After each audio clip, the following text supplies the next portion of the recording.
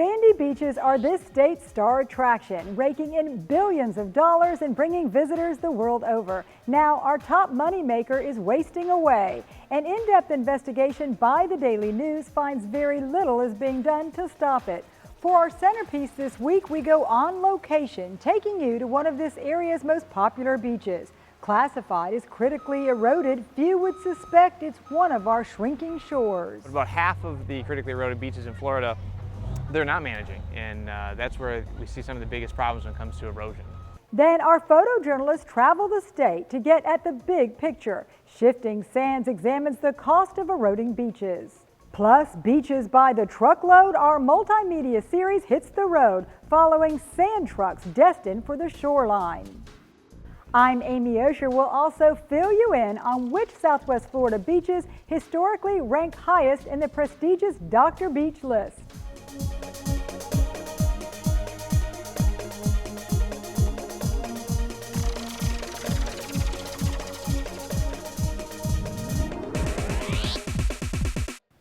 I'm Amy Osher. Thanks for joining us. Shrinking Shores is a Daily News exclusive. Years in the making, it carefully examines the currents and undercurrents impacting our beaches.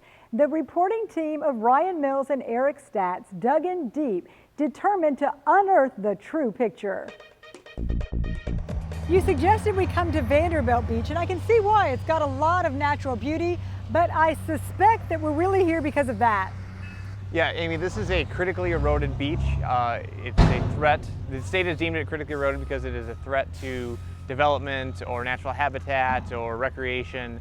And nearly half of the state's beaches right now are deemed critically eroded. You may not notice it, while you're out at the beach. Now, what determines whether it's critically eroded or not? Well, what they do is the state comes out and they've got markers along the beach. It's every 1,000 feet or so. And some of these markers have been there since the 19th century. And they use those to kind of measure the growth and reduction in size of the beach. Eric, you cover the environmental beat, and I know you've looked at erosion issues for some time. What's changed, if anything? Well, in Florida, Florida's beach program began with a commitment to spend at least $30 million on beaches. That commitment hasn't always been lived up to. And I think your reporting revealed that while a lot of money comes from the beaches, not a lot of money comes back from the government. Our reporting found that coastal counties send about $3 billion worth of sales tax revenue to the state of Florida. But for every dollar the beaches send to Tallahassee, the beaches get about a penny back. These are beaches that are crucial to the state's tourism industry. They're crucial to buffering the state from hurricanes. In your travels around the state, have you seen beaches that have noticeably been altered? Absolutely, and in our project we have some things that readers can go to, some graphics that will show how the beaches looked aerial-wise, how the beaches looked 20 years ago compared to now. And most communities have probably undergone some sort of renourishment like this, but I imagine it's not a permanent fix. No, obviously it's not a permanent fix. This is something that in Collier County, they do it every few years, and they've started turning to truck hauls where they are bringing in sand from inland, and every few years they renourish the beach and bring it back out, and then it washes away again, and they do it again, and it's kind of a never-ending process. Can you tell us, like, for example, how they do this? Sure. Well, the traditional way of doing beach renourishment in Florida was to use dredges and pump sand from offshore onto a beach and then spread it with bulldozers. Pretty simple, pretty straightforward process. What has happened now, because there is a shortage of sand in many places around the state, Southwest Florida is sort of on people's radar as one of those places. South Florida already has run out of its available sand. Counties are increasingly having to turn to truck hauls. They have to use thousands of trucks, such as we're seeing here, to bring sand from inland sand mines many miles, hundreds of miles, to the beach, dump it on the beach, and then have the bulldozer spread it out. This beach in particular, the county is managing, and they're, as you can see, doing a beach project right now. But about half of the critically eroded beaches in Florida, they're not managing, and that's where we see some of the biggest problems when it comes to erosion. Now let's take a look by the numbers. Our Shrinking Shore series spans 4 days of news coverage, which includes web extras that you can interact with on our website. A key number is 411, as in miles of our shoreline classified as critically eroded. That's nearly half the state's coastline. If you visit our website, naplesnews.com, we've included a graphic showing you the areas in peril at this moment. You can explore it by clicking from county to county. Another online feature follows the money, illustrating the gap between local requests for beach money and how much legislators actually approve. A big takeaway, funding is stuck at year 2000 level, while eroded shoreline, which qualifies for help, increased by 30%. Time and tide take a toll on our shoreline without question, but along with Mother Nature, man-made decisions impact the health of our beaches. Here's a closer look at the shifting sands.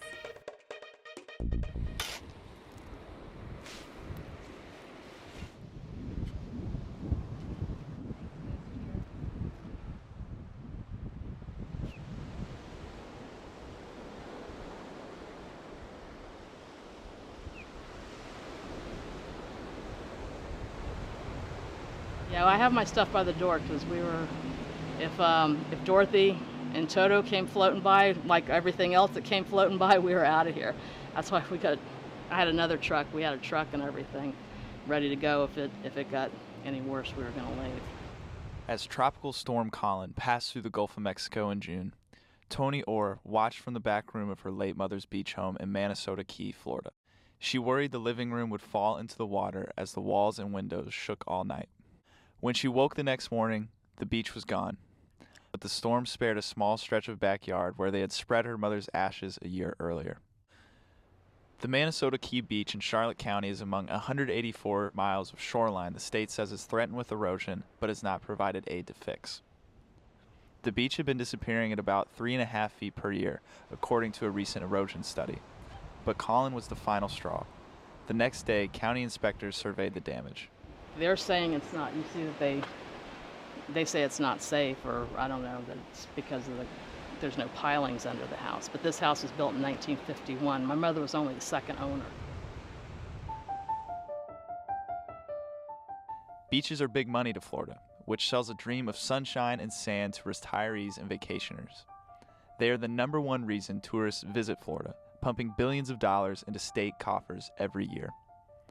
Coastal development has boomed along 411 miles of beaches Florida lists as critically eroded, nearly half of the state's 825 miles of sandy shoreline.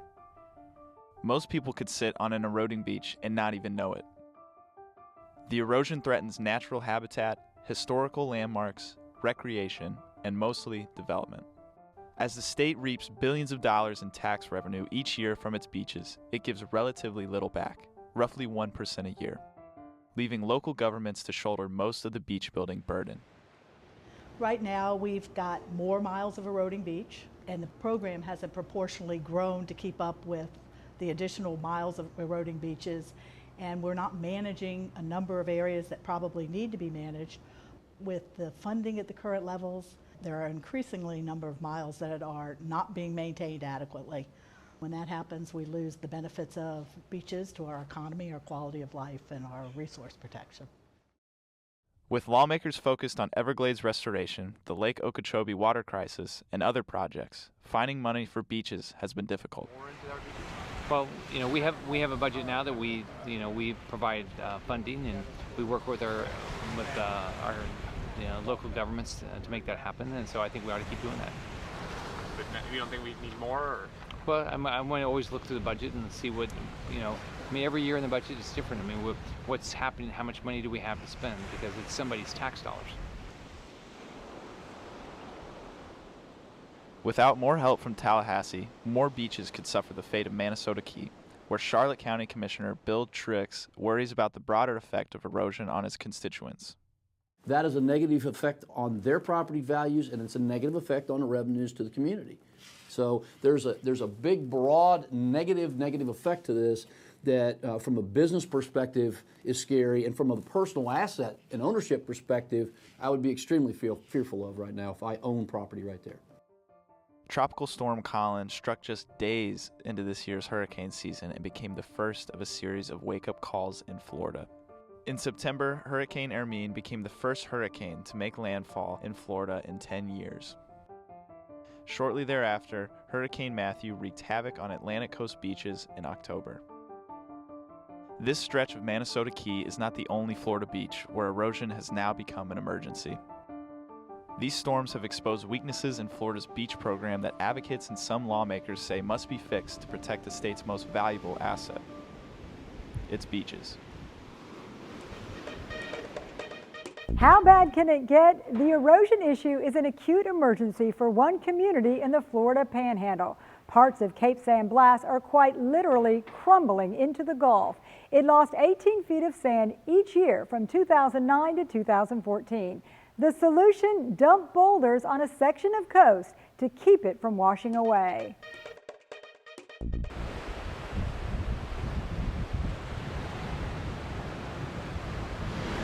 This was the #1 beach in the world to year 2000.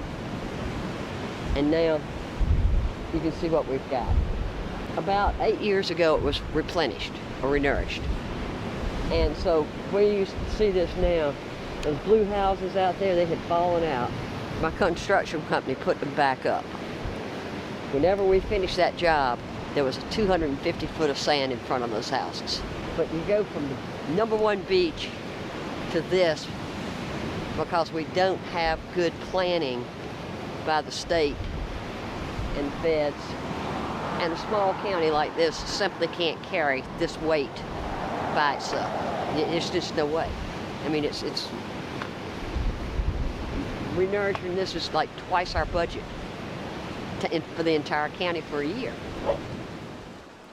If we had a hurricane here, and not a Category 5 like this last one was when it hit Mexico, but if we had just a moderate hurricane in here, it would wipe out all these houses in here. If the road goes, if the road would go, and it's been trying for years, that's why all those rocks are here. If the road goes, then everything goes. The sewer, the water, everything goes into the rocks. So everything out here would be isolated completely. And the water has, historically over the years, has tried to come through there. And the reason why we came to Florida was great beaches, the fishing and crabbing, great around here. It's driving distance from Nashville, Tennessee, and the benefit for that is we can bring our dog with us. Now our dog doesn't have to come on vacation, so when you come down here you've got no beach, which renders the family beach time 0. You can't really fish from here either because of all the debris that's on the beach. You can't walk safely without cutting your feet or tripping over. There's no real attraction to come down here. You can go to the more densely populated beaches, which is not what we're after. We want to be away from the crowds. So why come to Florida? You might as well go to the Caribbean and it'll cost the same. The beach out here, the peninsula, brings in up 25% of the total income out of the county. This area here brings in 50%. If we lose the beach, lose the homes, then the entire county's economy starts collapsing like a domino. When we come back, keep on trucking. An up-close look at how your beach sand gets from there to here.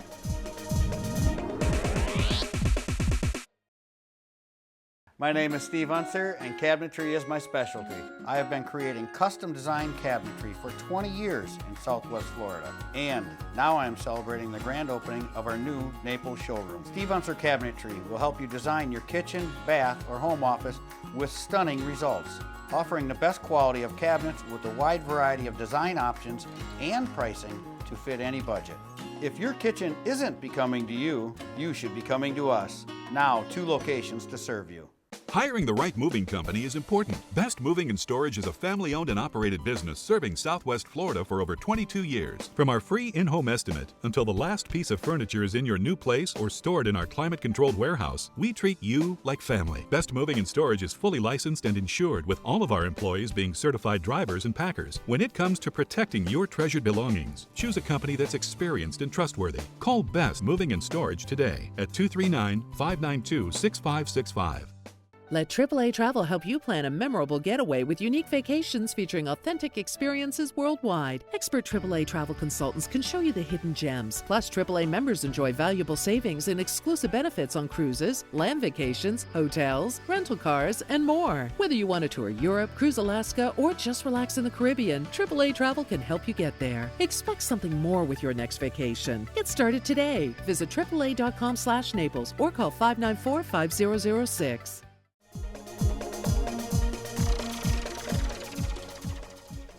To give you the truest picture of how our beaches are suffering, we relied on photos and videos to help tell the story.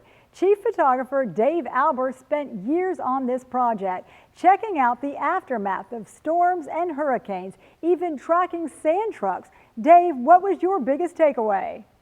Amy, I found that as we traveled around the state from the Jacksonville area all the way up through the Panhandle, we were afforded the opportunity to visit individual communities and individuals who were all dealing with beach erosion.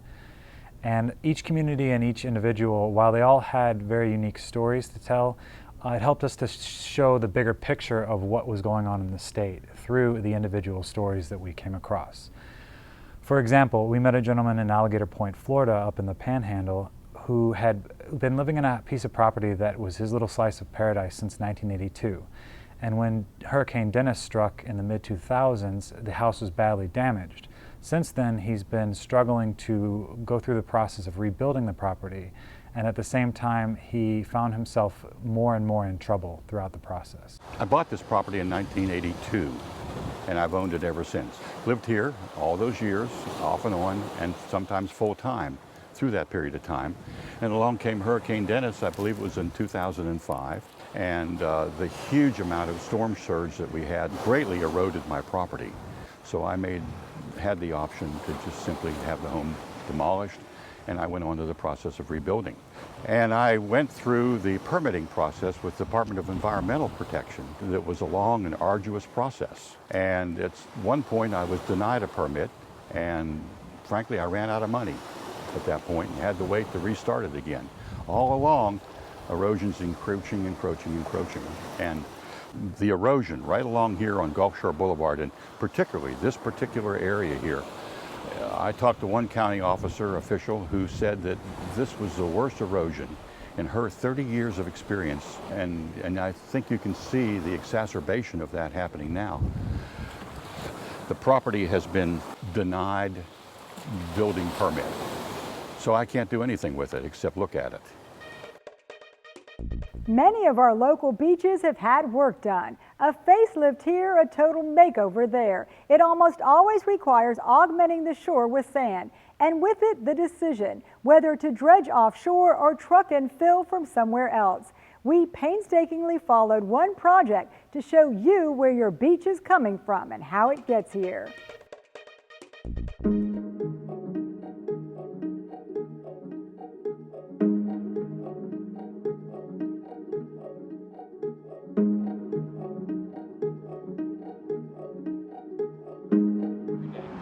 I wake up 2 o'clock in the morning, driving for an hour and a half to the Ortona, waiting over there for around 1 hour. We get the load, driving for like 2.5 hours to here to the park, and waiting till he send it to the beach.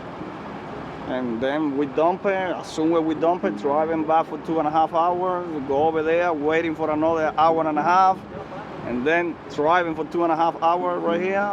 We're doing it by 17 hours every day. You are very tired, man, very tired. You don't have time.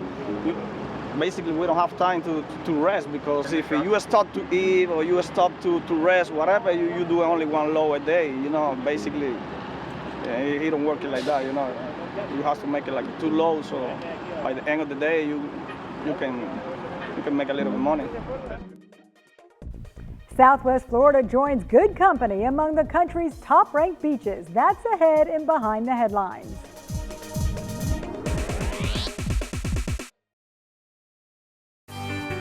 Don't miss the Naples Daily News and the News Press Thanksgiving Day edition. Stuffed with big savings, the best Black Friday deals, and gift ideas for everyone on your holiday shopping list. Pick up the Daily News and the News Press a day early, beginning at 2 p.m. at local retailers and grocers in Lee and Collier counties. Subscribers, your paper will be delivered to your home Thursday morning.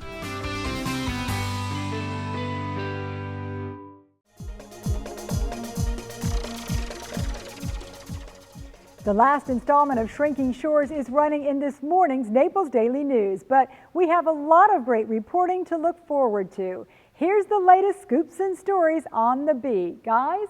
Thanks, Amy.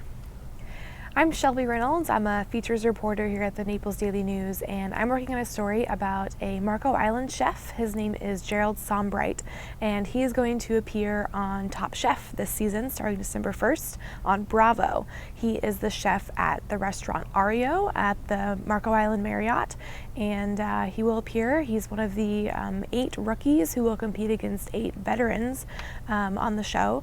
He's originally from St. Louis, and you can find that story about his time on the show, how he got there, and what he's up to now in print this week and online at naplesnews.com. Hi, I'm Greg Stanley at the Naples Daily News, and this week we're taking a look at a couple major projects that are moving forward, slowly moving forward here in Collier County that I think a lot of people, especially who are coming back for season, are going to notice right away. The first is the Vanderbilt Road. Vanderbilt Road is going to be closed for about 2 years as the county tries to replace 3 bridges. It's an exhaustive, long process where they're going to take one bridge at a time pretty much, so people won't be able to take Vanderbilt Drive north to south until June of 2018. The second project we're looking into is finally moving forward with a timeline on creating a new giant regional park in Golden Gate Estates. It's going to be the first major park in the area. It's going to be one of the county's biggest parks when it's finally up and running. And the county finally just came up with a timeline. It's been in the project. It's been in the works now for several years, since way before the recession.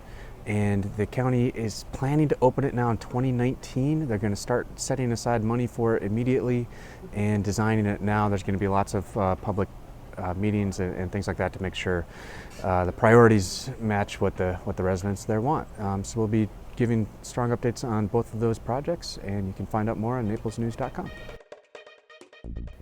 Hi, I'm Ashley Collins. I'm a reporter with the Collier Citizen. This past week I worked on another hashtag Southwest Florida Strong story where I talked to Noah Stubblefield, and he's a high schooler who is actually volunteering with Meals of Hope. And he goes out for 2 hours every Tuesday outside the mobile pantry at the Greater YMCA of Naples.